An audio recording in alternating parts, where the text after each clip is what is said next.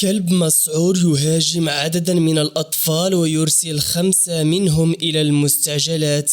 السلام عليكم مشاهدينا الكرام ومرحبا بكم في هذا الخبر العاجل. والآن إلى التفاصيل. حيث أرسل كلب شرس 5 أطفال في حالة حرجة إلى قسم المستعجلات بالمستشفى الإقليمي بإنزجان وسط حالة من الهلع الشديد في نفوس المواطنين. وذكرت مصادر إعلامية أن الحادث الذي وقع بحي أزرو الشعبي التابع ترابيا لعمالة إنزجان ملول جاء بعدما هاجم كلب مسعور عددا من الأطفال وأصاب 5 منهم. وأوضحت ذات المصادر بأن المصابين تم نقلهم صوب المستشفى الإقليمي لتلقي الإسعافات الضرورية، 3 منهم وضعيتهم صعبة. هذا ومباشرة بعد وقوع الحادث حلت بعين المكان عناصر الدرك الملكي والسلطات المحلية حيث فتحت تحقيقا في الحادثة، كما باشرت عملية البحث عن الكلب المسعور لتوقيفه خشية إصابة ضحايا